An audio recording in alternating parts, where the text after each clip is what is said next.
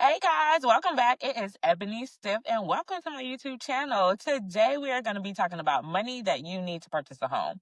I know that there are a lot of things out there that say, oh, you don't need any money down, just come and do this and you can get a home. That is so not true. It is so not true. And I am going to tell you exactly 3 things that you are definitely going to need money for when purchasing a home. Okay, so listen to me, take notes. And remember, you will need some form of money when you're purchasing a home. Okay, the first thing you're going to need money for is an earnest money deposit. That's like a down payment. It's going to go once your offer is accepted. Whatever your realtor put on that form for an earnest money deposit, you are going to need that money once your offer gets accepted, usually within 3 days. Sometimes it's a little bit longer.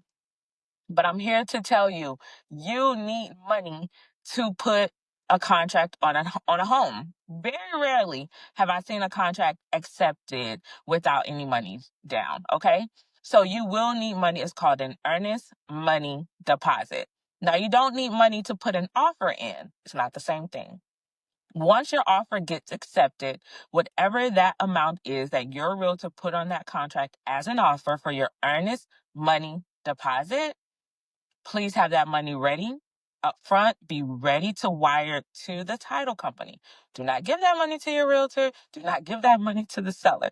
You should be getting wiring instructions from a title company or an attorney, whoever the agent is that's going to be holding the funds throughout this transaction. That is where you send your money to. Okay, so the first thing you need money for is what? An earnest money deposit. Usually it's 1% of the purchase price. Sometimes it's a little bit, different. But if you're putting up, let's say the home is $300,000, expect to have at least $3,000 to put down.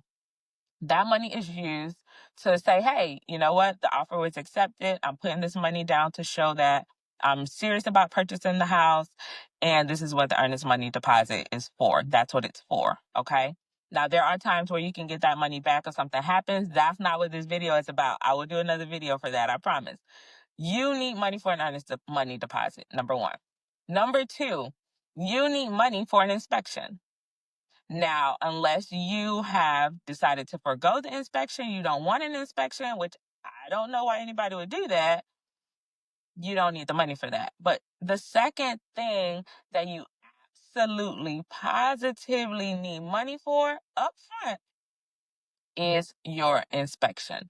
Now, those range, I've seen from $400 all the way up to $1,000, depending on the size of the home, which is the square footage, depending on what type of inspection that you're going to get. And if you only need, well, that falls into the type of inspection you want to get. If you only want like a full inspection, if you only want a 4-point windmill inspection, those are the different type of inspections that you can get. You can also get the WDO, which is the wood destroying organism inspection. That's more like termite.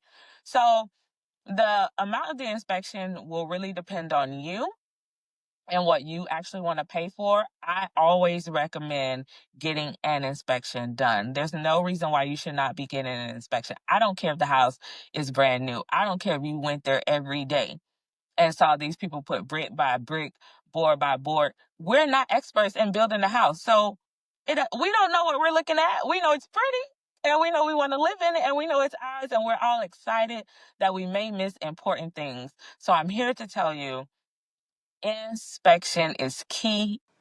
Inspection is necessary, and there is no reason why you should not have one. Okay, so far, the 2 things that you need money for that you know up front is your earnest money deposit and your inspection. The last thing that you are going to need money for is an appraisal. So once you get to the appraisal phase, that is the phase where it's past inspection, it's past the period where you say, hey, we're going to continue to move forward. Everything is going lovely with the bank. You are almost ready to close. The bank needs to know that the money that they are lending you for this property is worth it. So that is what an appraisal is. I did another video about that. Feel free to go back, not go out, go back and check out that video about appraisals, okay, and what that means. So once the bank decides, hey, we're going to do an appraisal to make sure that the money, excuse me. So I don't know what is happening today. But the money that they're going to give you for this home is worth it. You have to pay for that appraisal up front. That appraisal is normally around $500. I've seen them up to $750, again, depending on the size of the house and what the appraisal has to do. I've seen them up to $1,000. So that money you will need up front, okay? That money cannot be, some people say, oh, they said I needed no money down or I don't need any money to buy a house.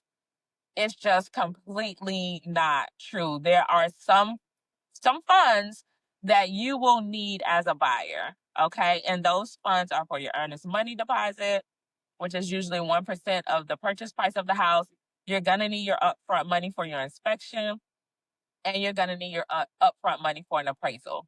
Now, are there situations where that money can be given back to you, maybe at closing or something like that, that can be worked out?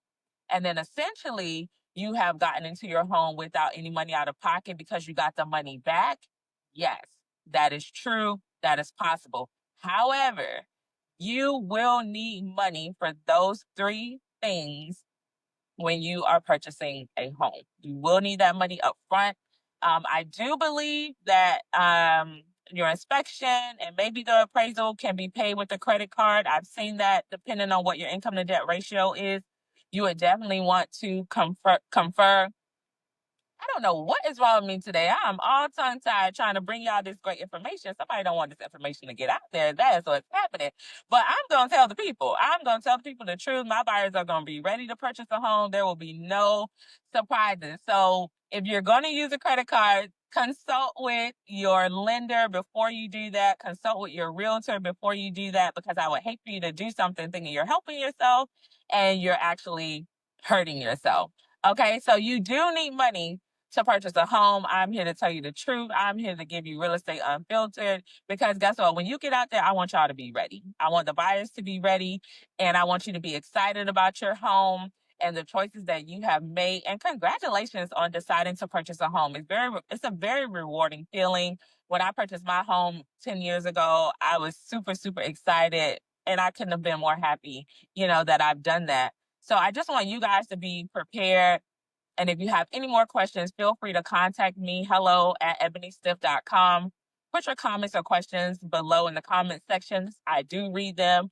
I do respond. And buyers, you do need money when you are getting ready to purchase a home. Earnest money deposit, inspection, and appraisal. Okay? So get ready, get ready, get ready.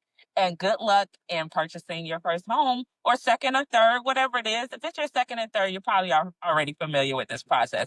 But for my first time home buyers, you do need money. Okay? So don't let them trick you. Don't let them fool you. And I will talk to you guys later. Bye now.